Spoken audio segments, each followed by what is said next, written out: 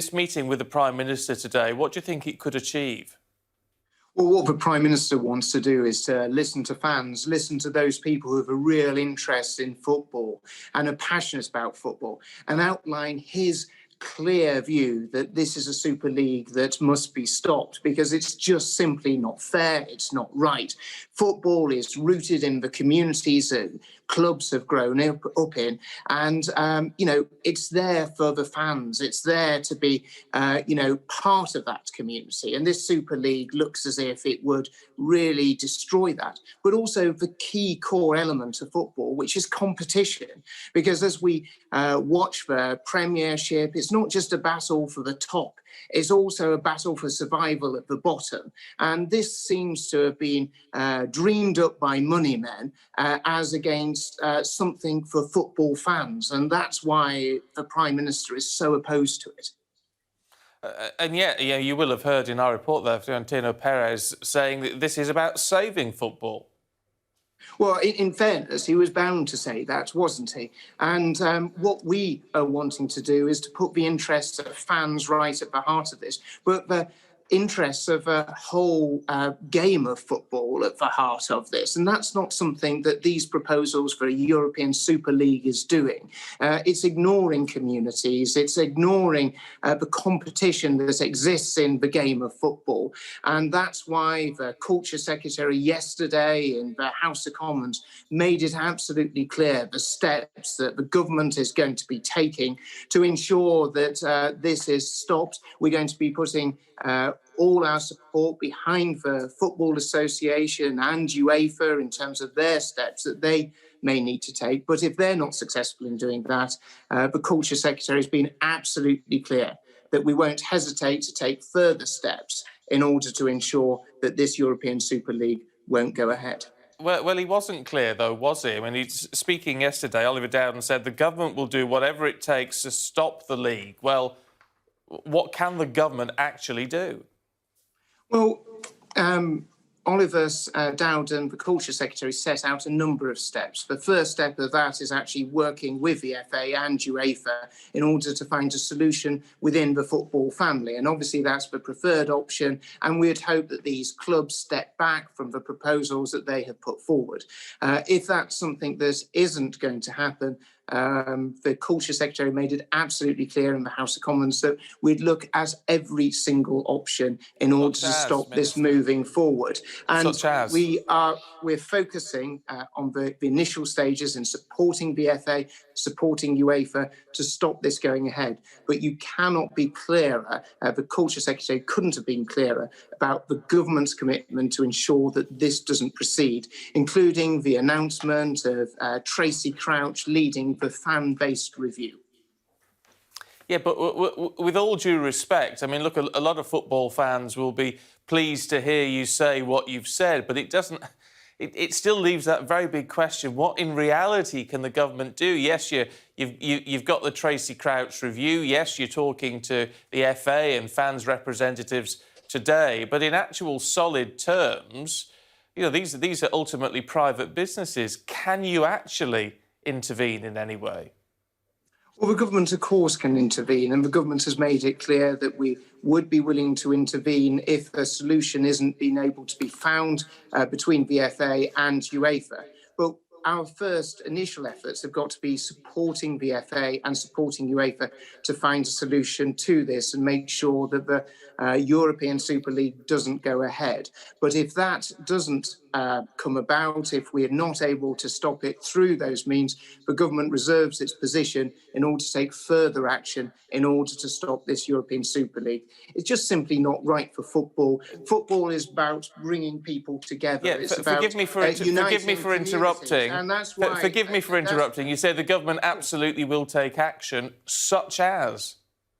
Well, the government reserves its position to take any action that's required, including the need to take legislation, the need to take sanctions in order to ensure that we protect football interests in this country. And that's the right approach to do. But the first and most important step is to ensure that we put our full support behind the Football Association, who is equally opposed to this. And we saw Prince Prince William voicing his concerns last night about this, and the government is right to be fully supporting the FA in its opposition and trying to find a solution to this. What we'd encourage is all of these 6 clubs to step back. It's not in the spirit of football. It's not what fans want. You've heard it. It's not what players want. It's not what managers want. It seems to be what the money men want, and that isn't what should be driving football. OK, so what sort of sanctions are available to government? Well, a whole range of sanctions, but as I stated, the first step is to support the FA and support UEFA in order to be able to take I mean, Minister, with the greatest of respect, and I apologise for interrupting, you've said what the first steps are. We're clear on that. You said there are a range of sanctions available. Again, such as? I mean, what realistically can you do? Well, the government is willing to sort of review all aspects. It's willing to be able to look at what further sanctions and impositions that it can put on clubs. It could look at legislative options as well. But we're focused very much on the first stage and the first step. But in reserve, there is the option for the government to take further action. And of course, we have got the fan-based review that Tracy Crouch is going to be leading. There's going to be making sure that we take the steps that are required in order to be able to protect the interests of fans in football. Can we have a look at the COVID situation, if you would? Obviously, we had the news yesterday that India's going on to the red list. Already, what we think about 103 known cases of the Indian variant in the UK, which is a double mutation, which causes some concern.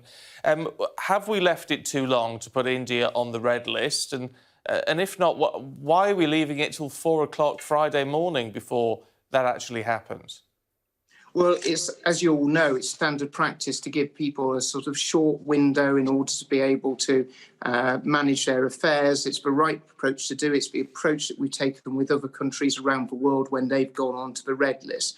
The government continuously reviews the data, continuously reviews the information that we're getting from the scientific community in terms of what countries should be being put onto the red list. And sadly, India has been one of those countries that's had to be added. I mean, how concerned are you and your colleagues and SAGE, as far as you know, about the Indian variant and the effectiveness of our vaccine programme against it?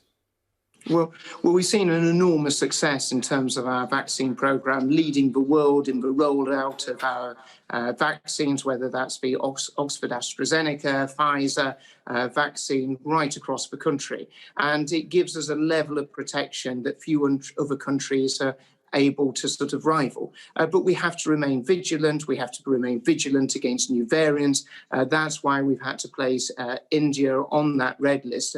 And it's the fact that we always take these matters seriously, that we've taken the action and the steps to place India onto that red list. I mean, there is some concern that the Indian variant has had a bit of a surge since schools reopened. That's according to Professor Pagel from the SAGE group. I mean, again, we've got to look very carefully at this. We all seem to have a mindset, don't we, that we are on this real path to easing things up, and it would seem we've still got to be very careful. Well, as we've seen when schools returned on the 8th of March, we saw children going back to school safely and securely. You saw one of the largest mass testing programmes that we created for school children right across the country, with tens of millions of tests being conducted, making sure that children and also ultimately their families and the school and the community are properly protected by having this mass testing regime.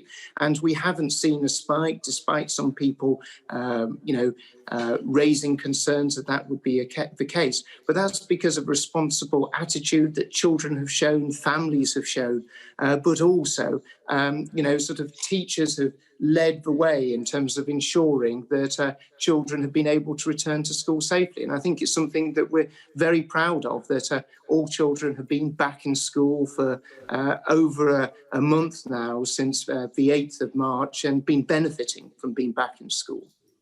The Prime Minister is today expected to try to push our our climate credentials even higher. We think he's going to talk about Britain cutting carbon emissions by 78% compared to 1990 levels by just 2035. That is ramping things up. Impressive in many respects, but lots of people are asking, how can we actually achieve that? Well, the Prime Minister has always been clear that Britain's going to be a global leader. We were the first country to enshrine in law our commitment to getting to net zero. We recognise that there's significant challenges with that, and there's going to be significant investment, and the government's already outlined significant investment that's going into our battle to ensure that we get to net zero. But it's also about ensuring we have the right skills in our economy. And that's why I'm incredibly proud today to be able to announce the fact that we're introducing flexible apprenticeships. We're going to ensure that young people and people of all ages are able to take part in an apprenticeship, especially in some sectors and parts of the economy that maybe aren't able to usually be able to take on apprenticeships, such as the creative industries, such as construction, and including new emerging environmental businesses that are taking advantage of the new green economy, is making sure that we create the skills for to be able to feed the jobs revolution that will come out of this commitment to generating a green economy that's able to service a net zero country.